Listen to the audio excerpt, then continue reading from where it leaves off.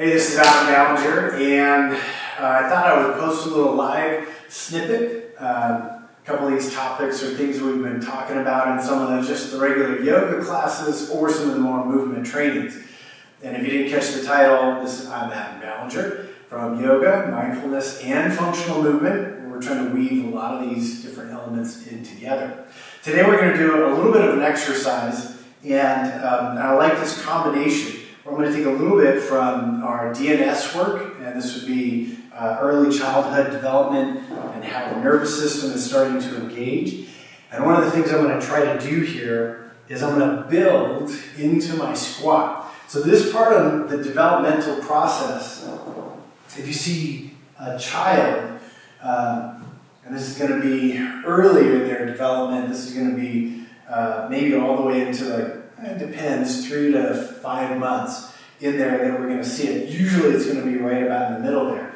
We're going to start to see infants going from this, if you've ever wrestled in high school or had an older brother who did, you know this position is going to have some tough love in it. So anyway, from here, I want to be able to push down, make contact with the ground, and create a little bit of that tone in the front. If I can, I want to keep the spine as neutral as possible and develop a little bit of that intercore pressure and a little bit of that feedback through here. If you watch a child in this, a lot of times you might see them rocking back and forth. Now, exactly how that works internally is not absolutely known, but it seems like it's just testing out the nervous system and that connection. Is there enough stability there? So the first part of this that I would say is just, if you can, take this open knee, child's pose looking position, or the down position in high school wrestling. Plant your hands, and what I'd like to see is a little pancaking and pushing down. At the shoulders, we want to check and see if they're starting to ride up. If they are, the place where we're connected and pushing down from isn't going to develop that same inner core pressure work if the scapula are starting to drive up towards the back of the base of the skull. So from here, I just want to check a lot of that work, and you can even kind of test it out for yourself. How well do you hold that shoulder complex and core connection as you begin to bring the hips up? Now from there, I'm going to shift it around a little bit. And so if you'd like, you can come right up into a nice low squat. So I'm just going to take this, and for how I'm doing today, I really can't maintain that really nice low back neutrality if I bring my heels all the way down. I just begin to do that butt wing when my heels drop all the way down. So I'm just going to let my heels stay up. If I really wanted to, or if you would like to, get that added stability there, you can always fold up your blanket, yoga mat, put a little bit of a heel lift on there, a nice 1x4, something like that. So you can have a little bit more of that stability. So I'm basically going from here, and I'm going to take one leg back right into that same leg position that I was just showing you in that almost child's pose position. But in order to transition back there, I'm going to plant one hand, and I'm going to try to create that arm, shoulder girdle, inner core connection through there. So it's just basically going to be one hand, and then I'm just going to take that knee back. Yeah, and right there, if you look at this, my foot almost looks like it's perpendicular to that shin position. And right here, from head to tail, I'm looking for neutrality and a little bit of that inner core pressure.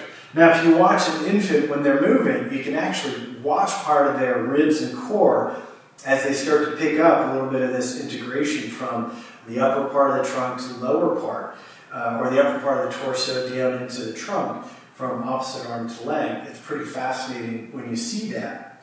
But they don't walk around like flexed in their core the whole time. Babies do the best soft belly breath. So when you do get here, sometimes it's nice to come up, re-engage your soft belly breath, and then bring it back down, and then come back into. Now, you could use your hand here if you don't have to. You just plant, create that core shoulder connection, and right back into your squat. And what's pretty interesting is sometimes after a couple rounds of that, it's hard to tell if it's that inner core work syncing up with some of your pelvic stabilizers and letting them know we've got stability so you can release a little of that tension and let that hip mobilize. Or if it's just holding this for a while and that ankle complex is starting to open up and allow a little deeper squat. Don't be shocked if your heels aren't down at the beginning and you do a few rounds of these. You can come all the way back up. And you just do a few rounds. Don't be shocked if those heels start coming down. It's great stuff. You can mix it in. If you're savvy, you can mix it into a nice movement class or a yoga session as well. It's also really nice if you have an idea of how this movement stuff works and what to look for.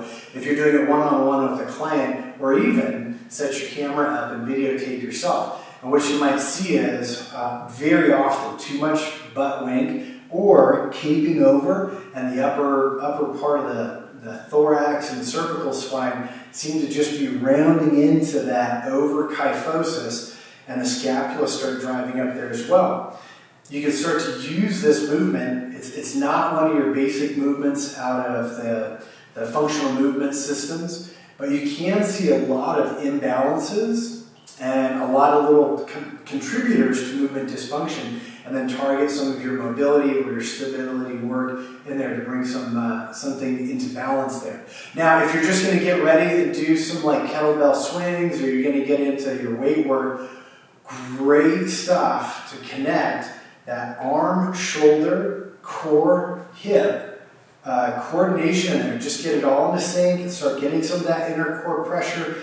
You can even add a little bit more into there. Maybe take a kettlebell, almost like you're going to come right back out of your side laying, your Turkish get-up. It's not exactly the same, but you could also get in there and do some great kettlebell work to just challenge some of these integration points. All right, this is Adam Ballinger. Hope that's a nice little spot for you. Hope you're having a wonderful morning, and I look forward to seeing you soon. Take care.